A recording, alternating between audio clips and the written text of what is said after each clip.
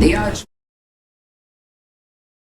It only gets worse from here. We're going back into the 3 million documents. So far, we mostly covered how billionaires lied about their relationship with Epstein and/or got blackmailed in the drafts, eventually killing their marriage. We talked about Howard Lutnick, how he lied about meeting Epstein, although he still denies this. And we also talked about some horrible accusations against Trump and Bill Clinton, although we were clear that they are unverified. Now, some people have responded to the release, like Elon Musk, saying that no one fought harder for the full release of the Epstein Files than I did. Ironically, he claims that he knew that the playbook of the far-left propagandists and legacy media is admit nothing, deny everything, and making counter accusations, saying he had never set foot on Epstein's creepy island or attended parties, despite the fact we saw last time that Elon was asking to be invited to the party. What day and night would be the wildest party on your island? Nevertheless, I think it's an interesting point, the playbook, as we get into this much darker side of the 3.5 million files. You're gonna notice this trend is true, that everyone we're gonna talk about, basically they admit nothing,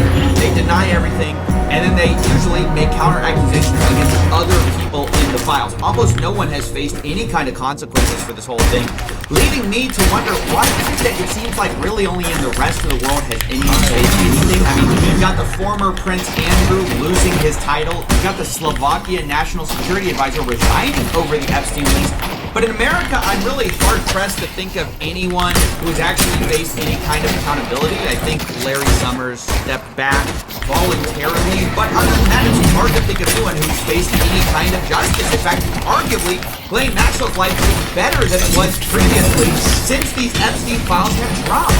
And what's crazy about this is that we know the government story is false. Remember, the FBI documents showed they had 10 co-conspirators they were investigating. We also got an old draft of an indictment where they had several co-defendants with Epstein. Now, of course, we know these were never ultimately charged. This was back in 2005. Imagine, all the way back in 2005, where the charges were from, we already had evidence that Epstein was not working alone, and like, of course he's not. But now we're going to talk a little bit about how the scheme operates. Now, to be clear, we're going to talk in a second about the laundering of Epstein's reputation, the people who protected him this whole time.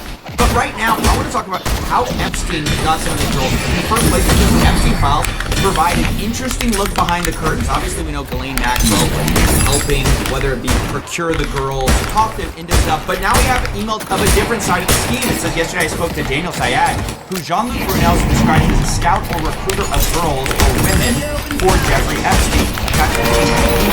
Now this is contact information he has for Syed, and then they blacked out his number and email. But digging into Jeffrey's emails with Daniel shows that he was constantly sending him links to girls. It shows Jeffrey Epstein paying Daniel 3,000 euros, which, to be clear, was the amount that was agreed to by Jean-Luc Brunel. Quote, Dominique, we will pay him 3,000 euros each month for scouting for a 6-month period. On all models we will get him, we will pay him 5% commission on their earnings. Imagine it's like baseball or it's like basketball. You're scouting for talent, but that's really what this guy was doing. He was going around the globe trying to find people for Jeffrey Epstein and Jean-Luc Brunel. According to one lawsuit, Epstein's traffic a Jane Doe to Jean-Luc Brunel 2 times. He described their operation as this: many of the girls came from poor countries or impoverished backgrounds, and with a promise of making good money. Quote, Brunel has been a model scout for various modeling agencies for many years, and he's apparently able to get U.S. passports for young girls who work as models, eventually, of course, being sent to Jeffrey Epstein. Now, it should be noted that Jean-Luc Brunel himself died in prison by hanging, and that's while he was being accused of horrible crimes related to trafficking and minors. So this guy is not a good guy. He was part of the op, along with Daniel Syed, who was also scouting on behalf of Epstein and Jean-Luc Brunel. They had their agreement. Here's a sample of how this would work. Jeffrey Epstein asked him to take a full body shot of someone. Daniel Syed says, now she is really skinny, with a Polaroid. Jeffrey Epstein asks for a copy of her passport and then asks, how many tickets do you want for Woody?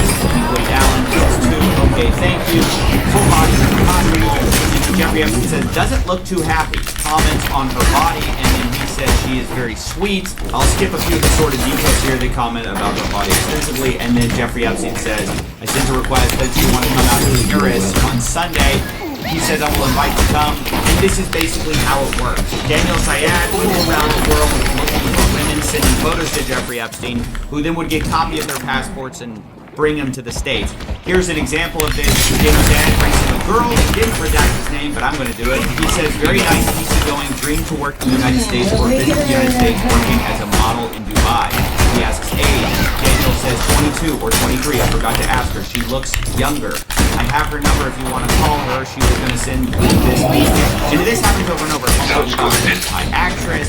Jeffrey Epstein says he can see her on Wednesday, and then he complains that she wants to meet in a restaurant. I don't do that in New York. And then says she didn't even respond. Not nice. The point is, a lot of these girls were looking to come to the United States for one reason or another, for some kind of dream. They would have to pass visas. And then ultimately, it's sent here by this network of people who would later be accused of trafficking or other abuses. Now, to be clear, there have not been charges against Daniel Syed, and the government, remember, says they have no evidence to go even predicate an investigation against uncharged third parties. It's a little bit bizarre to be reading about this scouting operation for Jeffrey Epstein, the way he recruited girls, and then be told, yeah, nothing to see here. Yeah, one of the scouts was like this, up in jail. But no, there's no one else here, even though there's definitely guys floating around. Even though we literally have redacted defendants in our old draft of an indictment. We have nothing to do. We can't possibly imagine. And that brings me to one of the frustrating parts of these whole files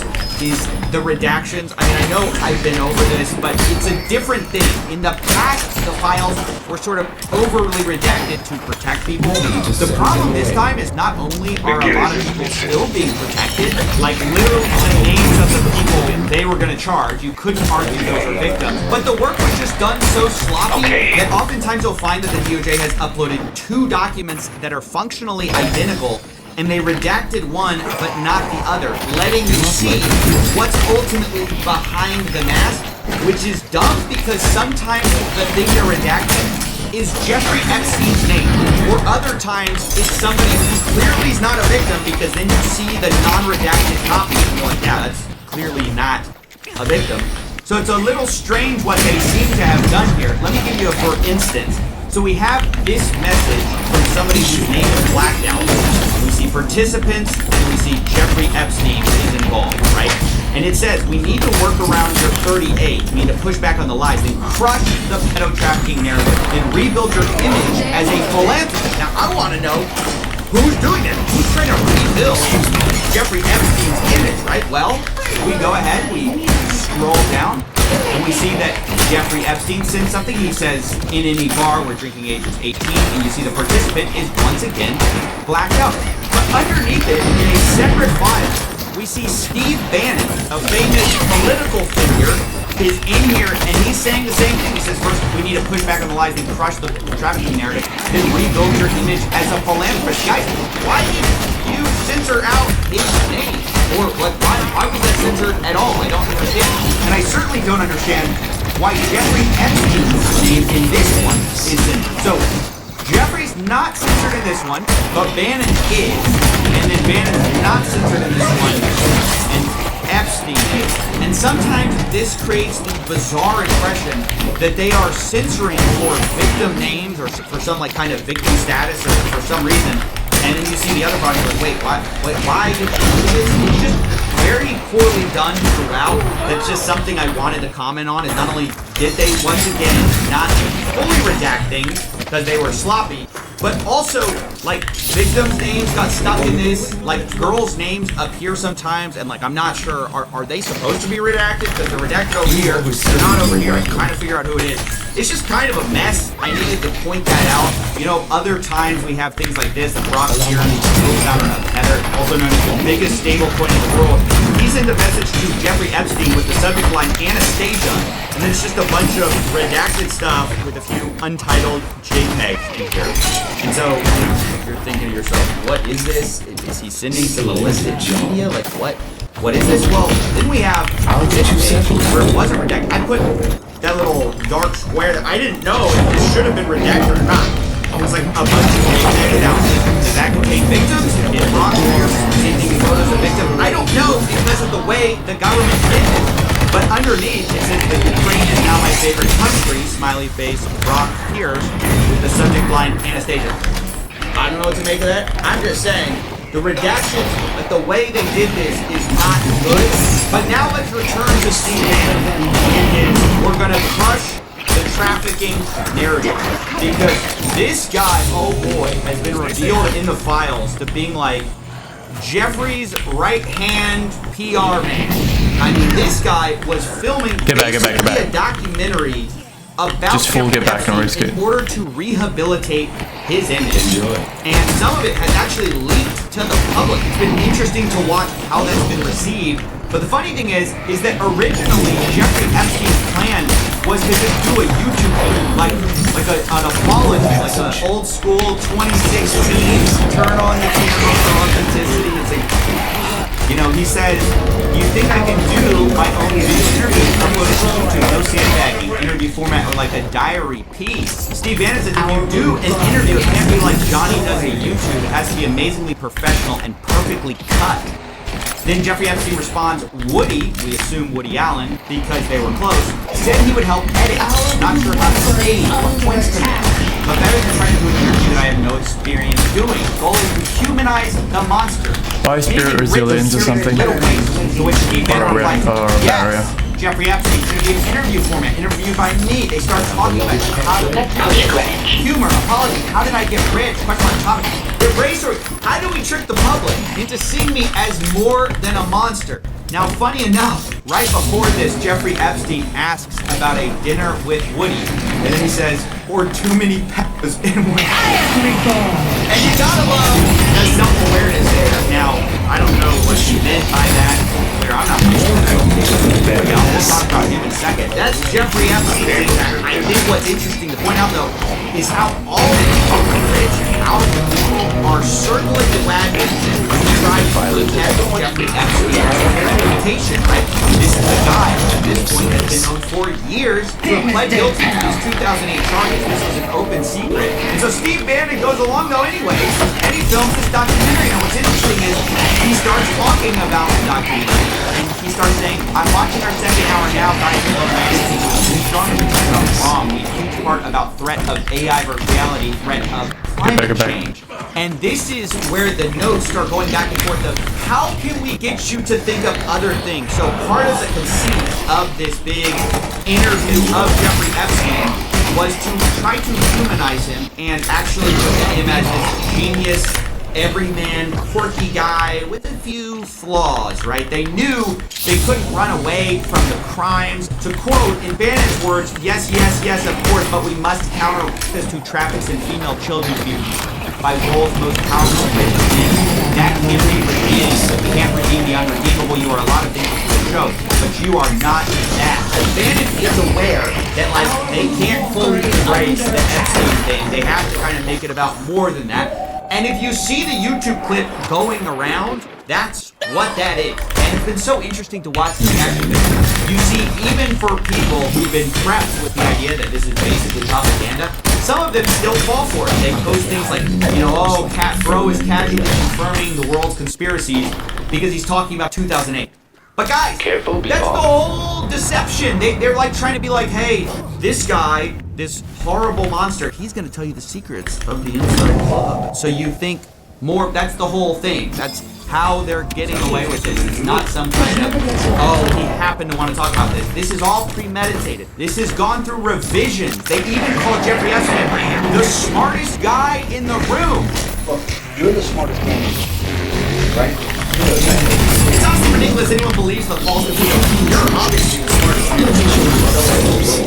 I mean, this guy, honestly, he talks about some of his engagements, like with the Rockefeller board. He's trying to say that owning a calculator is why you got that thing. Violence is so much easier than I remembered. Where it could, by putting in the numbers, it would multiply for you to do square roots.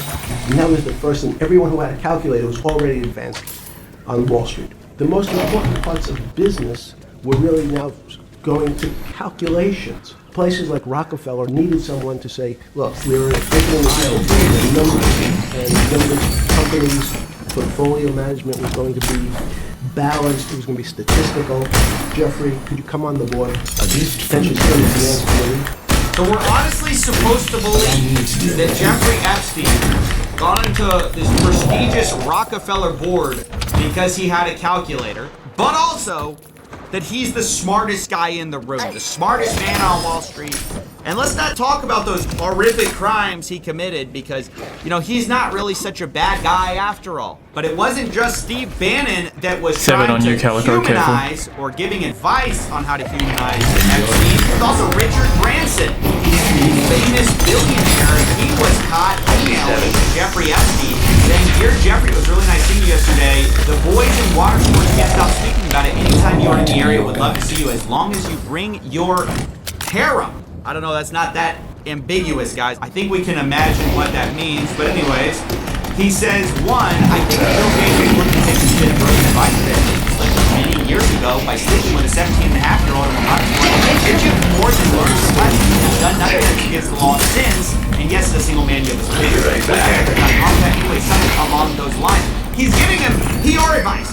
How to get your reputation back. Hey, Jeffrey, privately, I love you. You can come back anytime with your harem. Jeffrey Epstein responds, nice seeing you. Thanks for your hospitality. I appreciate your public relations thoughts. Now, according to the New York Times, the Branson representative said the two had a business meeting and stressed the women were adults and had not attended the meeting. All above board, that's what everyone says, by the way. Remember what Elon Musk said, right? That's the playbook. Admit nothing, deny everything. Speaking of, remember Howard Lutnick, who we showed on video saying that he had never seen Epstein since 2005. So I was never in the mood for social, for business, or for even philanthropy. That guy was there, I wasn't going to his Although also calling him the greatest blackmailer ever. This guy was the greatest blackmailer ever. Well, also according to the Times, Lutnick said he spent zero time with him, even though there are emails basically to the contrary, where Epstein is saying, nice seeing you after the conviction. I mean, these people, not only are they lying, they won't even admit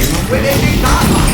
And now let's talk about Prince Andrew, too, who was caught lying over a woman at some kind of a party. I mean, just not good. This is not doing you any favors, you know. I know Prince Andrew soon will probably be on the comeback tour. There's going to be a bunch of highly paid PR execs. Maybe Steve Bannon can jump in, shoot another 5-hour podcast trying to rehabilitate him. Like, Prince Andrew, what's the secret behind the royal family? You're the smartest guy in the room.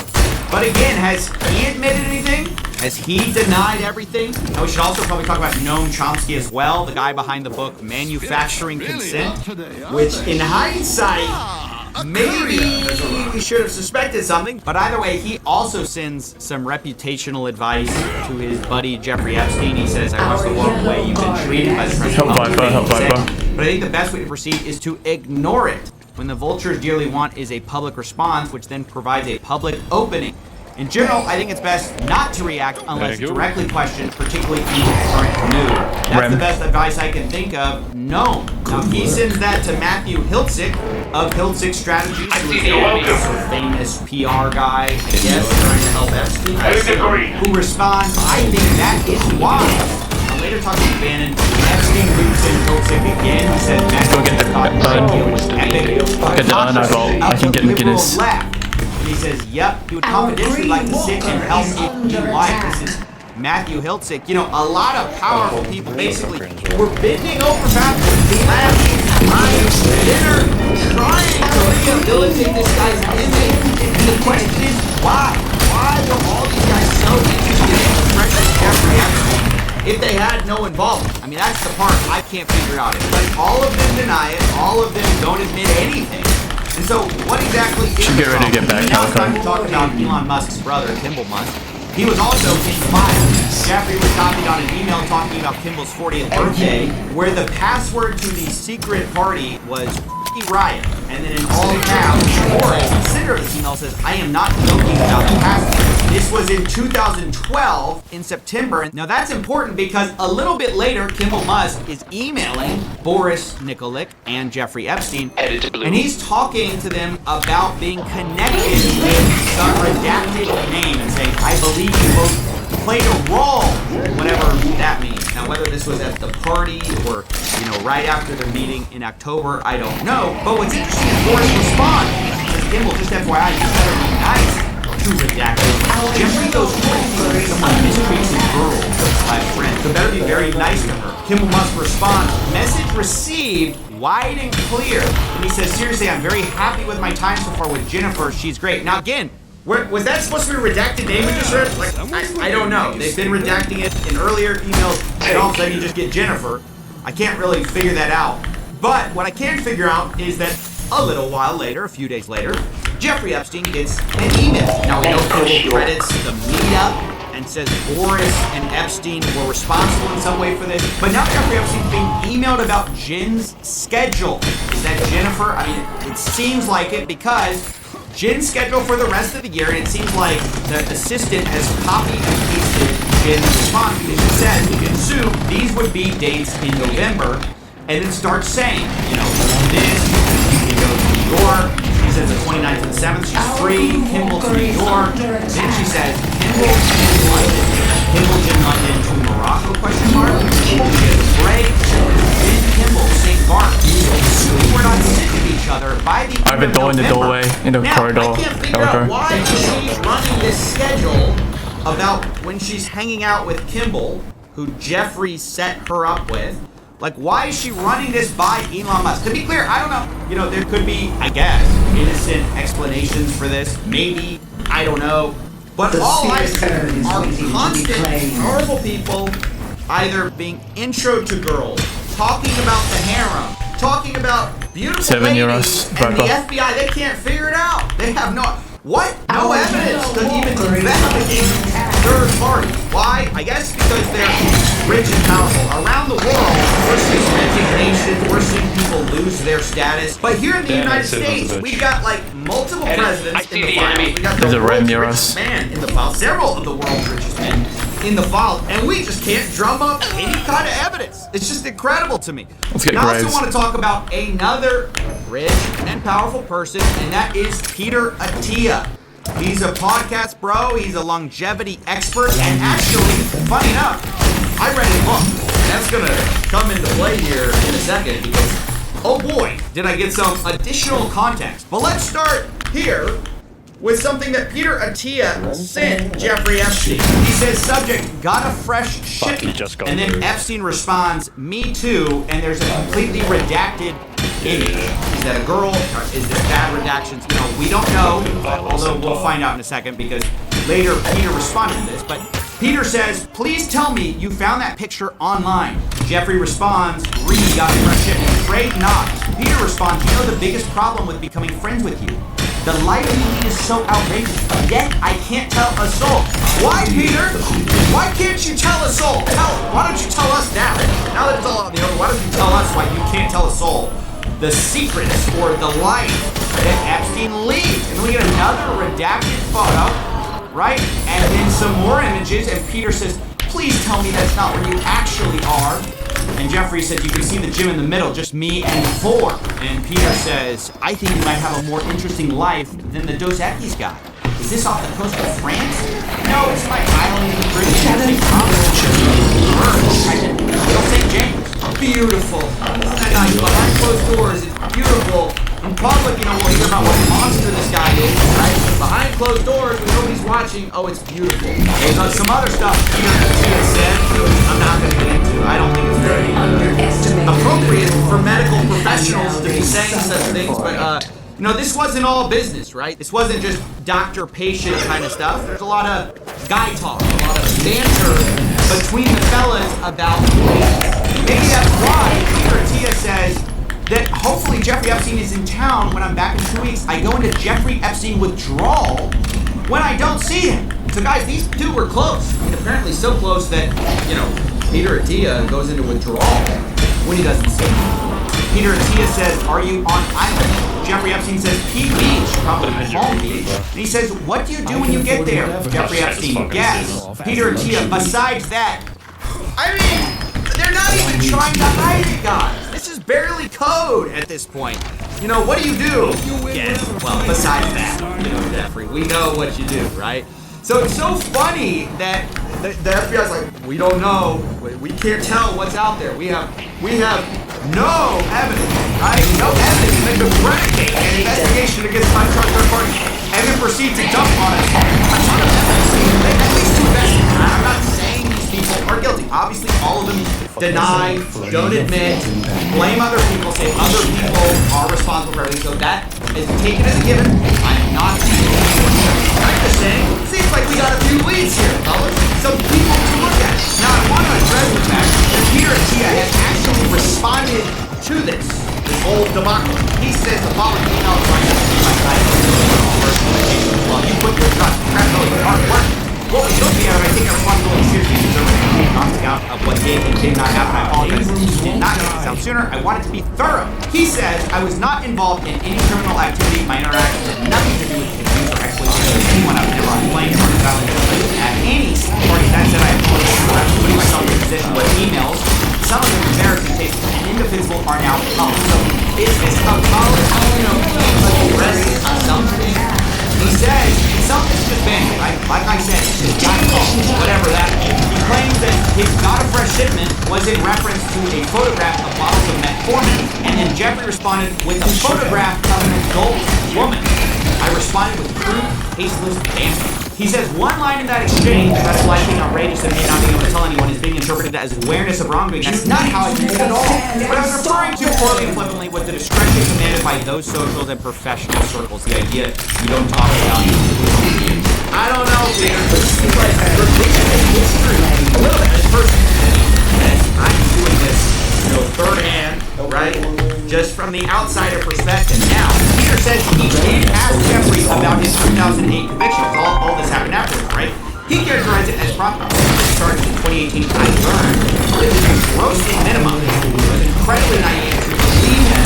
Later explained that in 2018, November, he read the Miami Herald investigative article, told him he needed to accept responsibility for what he did, and said he even asked Epstein to provide therapy to Epstein's victims. This is an interesting approach to have here. Now, the funny thing is, there are some more emails between Peter Attia that we need to read, because remember that he said he read this 2018 article from the Miami Herald. I believe it's this one by Julia K. Brown in November 28th. It's about Jeffrey Epstein assembling a large cult-like network of underage girls. But in December, Peter Attia says, home is very good, work stressful, making some changes. He asks him, what's the fallout from the recent stories? Apparently talking about the Miami Herald. Now, maybe I just didn't see the emails, that where he was demanding accountability. I don't know what that's about, but Jeffrey Epstein says, same as usual, just tougher. Peter Attia says, legally, any change. Jeffrey Epstein, 0. So, I don't know. Maybe this whole, you gotta provide therapy to, these victims happened. I haven't seen it yet. I definitely could see it. But it's just kind of shocking. I just kind of don't buy it. Like the whole, is there any change legally? That more sounds like you're covering yourself. I mean, just to be honest. But maybe I could look past all of that. If not for the thing we're about to see, which just in my mind is maybe the worst thing I've seen in the files. Not for its explicitness, the amount of simping that people did for Jeffrey Epstein. Now they all say, oh, it was a personal mistake, blah, blah, blah, I regret it, I didn't look into it enough. But the level is just you've never seen anything like it. So remember I said I read a book by Peter Attia. It was called Outlive, and he's supposed to be this doctor who knows a lot about longevity. So he writes it, and I picked it up because at the rate we're getting rid of these crimes, I need to live forever in order to try to stop some of these scams. But as I pick up this book, and one of the things in the book, Peter Attia kind of reflects internally about how he's kind of been a bit, and I'm paraphrasing here, but a bit of a psycho in his life, and he needed to focus on family stuff. And so he kind of, it's almost a confessional of some embarrassing things in his life. And obviously, very horrible, very self-reflective. Doctor telling other people, but he's not a very good and one of the stories basically his son has this horrible medical emergency. It's described in his book like this. A few months ago, Tuesday, July 11th, 2016, that he was reported. At 5:45 to be exact, I received a call from Jill, my wife. She was in an ambulance with our infant son. Okay, I'm not going to get into the details here because, it's tragic and I'm not trying to bring that into it. What is relevant is that Peter Attia talks about how he stayed in New York and didn't show up. He was, quote, busy with his important work. Even today, just thinking about what happened, I feel nauseous about my behavior. I can't believe I did that to my family. Now, at the time I read that, and I was like, well, you know, it's at least it's good that you self-reflected on that. It's horrible, but, you know, yeah, you were a bit of a psycho. But what's crazy? Now, we find out some of the important work. I mean, it's a little unclear, but some of the important work may have been Jeffrey Epstein, which is just, oh, it's so dark to imagine. Remember, he says July 11th, 2017 is when this all happened. And then he said he did not come home to San Diego until Friday the following week, 10 days later. So July 11th, 2017. 2 days after this happens, he's talking to Jeffrey Epstein. And Jeffrey Epstein, they seem to be coordinating about something. Sure, what time? Jeffrey Epstein, 9:30. Let's go meet. Responds, sure, I can come earlier. Also, if you have a hard stop at 10. Let's go meet. You're Too late now, maybe.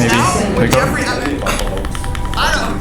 Can we still go? I don't even know what to say. This is out of pocket. I mean, Too late. there's no explanation for this. I mean, I didn't see this in the response from Peter. I mean, maybe he thinks he addresses it because he already admitted that was like scummy, but that is just. There's a reason that didn't make it in the book. Is what I'm trying to say. I didn't see that in the book when I read it. You know, I didn't see. I was actually, you know, one of the things my important work was seeing or talking to Jeffrey. I mean, isn't that weird? Like, that's the simping that I'm talking about. Is these people love this. And that's how it seems to me. Like, what are all these rich and powerful people doing? Protecting him, missing emergencies for Jeffrey, fawning over Jeffrey, asking for Jeffrey's harem, saying their biggest problem is the life they lead is so They're all really low. What is going on here? And is it true they all didn't know, right? Because I'm reading the documents, and it's hard to say who exactly knew what, when. But I don't believe, remember they're all denying it, I don't believe nobody knew, right? Clearly some people knew what was going on. And there's all kind of coded language 7 on me, 7 on me. files where they talk about this stuff almost in like a nudge kind of way. I mean, here's some Woody Allen stuff. Here's some files. He says his business office may have checked me. Silver. He looks like a gift to me. He said to Epstein. He says, I don't want to be one of your women, or should I say, girls. What's that? How do you mean? Come on, guys. When he said, I would be much more expensive than your girls, you wouldn't be able to afford me. Jeffrey responds, yes, the price to pay would be too high. Woody says, this would be a friendship. And Jeffrey says, as long as I follow orders, smiley face. Woody Allen through the message thing, he says the exact same thing, but in a dirtier way. Jeffrey responds, what did he say? Woody Allen, are you kidding? I can't put it in writing. I mean, no evidence? No evidence. I think I see a little bit of evidence. I'm squint. But I think I can see a little bit of evidence. I mean, guys, Jeffrey Epstein right here, where he's talking to a guy, he says, Paris with Woody. And the person responds, for le file convention. And Jeffrey says, I think file is the plural. I mean, no evidence. I mean, is that no evidence?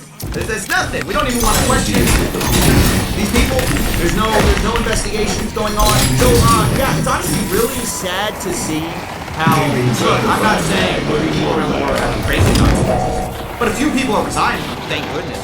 You know, a few people are at least facing a little bit of scrutiny, but here, Elon Musk lays out the playbook. Here's the wrong guy.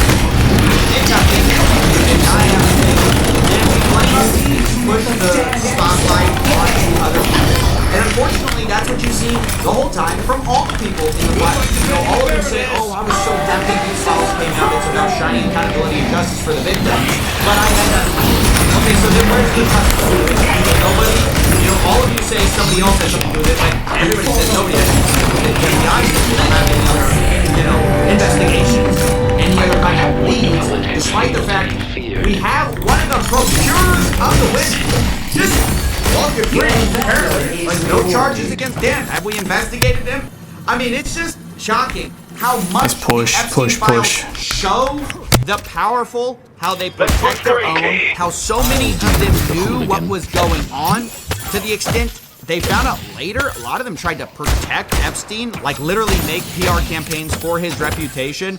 And this is a dark look at the state of the world, honestly, because Epstein happened a while ago, but the reason everyone cares is because there's other Epsteins around, right? There's other people evading accountability all the time. There's other people that this band of billionaires, power brokers, PR people, even lawmakers, they circle the wagons and protect their own. We got like 15 seconds to push this. So anyway, that's it. It's a hard look at the Epstein Files, but it's one we needed to do. But I want to make the disclaimer. But more here, we want to get out. I tried to read people's individual denials where I could, but you should assume everyone that we are talking about firms that not anything untoward about and if the fact that I'm not going to want to investigate anyone, I would just assume everybody here is completely safe. And so I brought in all those caveats in here because we are talking about some very powerful people with enormous means. And I don't want to be seen as I'm saying stuff. I'm reading the files. I'm giving my personal opinion. But ultimately, this is an indictment of our FBI and the people in power. And that's what I think the Epstein Files have really shown us. This has been a long road. Can you believe it all started over here? And we have come all this way with all these files coming out. And it seems like the question is on the table. Are there going to be consequences? Is there any chance that any of these individuals who partied with Epstein and engaged in, relations with minors will be prosecuted? Any chance? I'll never say no, and we will always investigate any evidence of misconduct. But as you know, it's not a crime to party with Mr. Epstein, and so as horrible as it's not a crime to email with Mr. Epstein. And some of these men may have done horrible things, and if we have evidence that allows us to prosecute them, you better believe we will. But it's also important that the American people understand that it isn't a crime to party with Mr. Epstein. It isn't a crime. It looked like that's already gone on in some of those photos. I mean, if the photos could speak, some of them look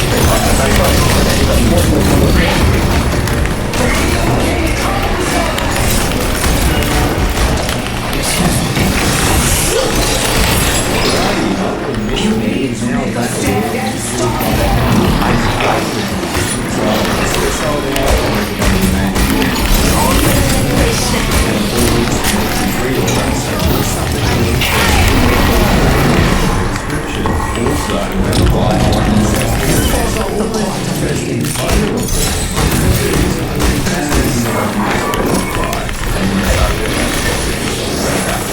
Good job. Let's go.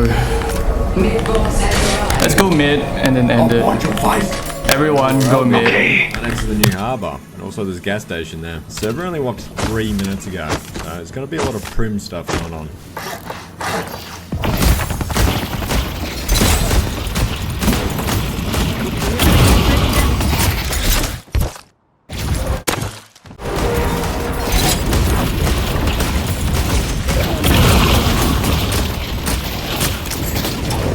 Push now. Push, push, push.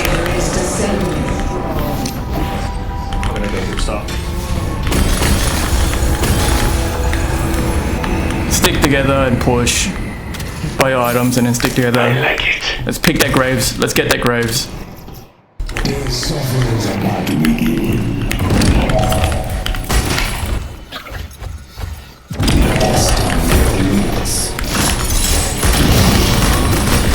Everyone in one lane. There's no point splitting up if we have the rejuve.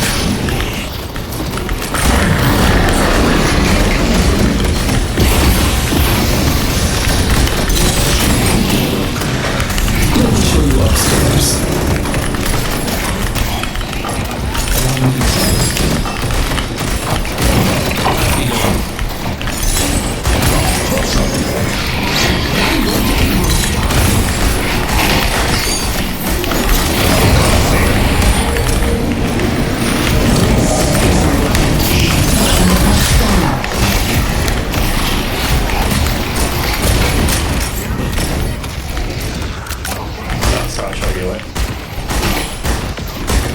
Push it down, push it down.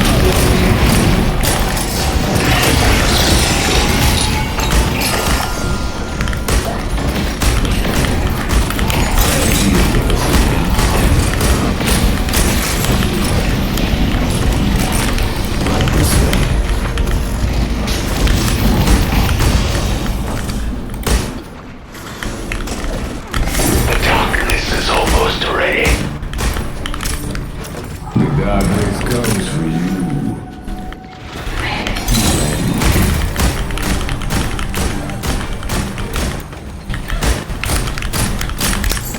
Perhaps I'm too far from my allies. They only had one try left.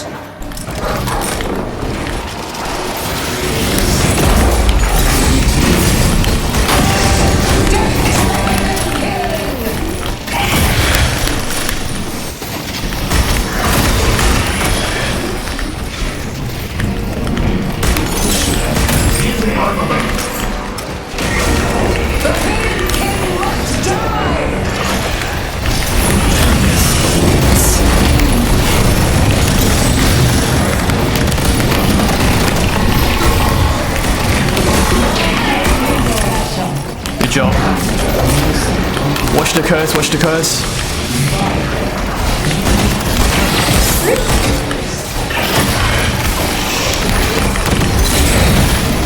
We have no more rejuves, no more rejuves, careful. Get back a bit, get back a bit, get back a bit, no more rejuves. Yes, Viper.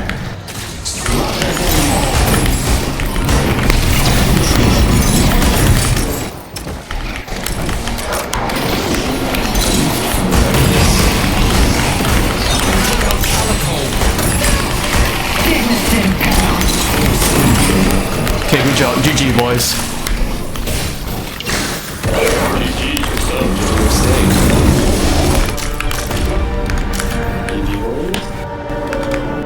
Well fought. Good game. Good job.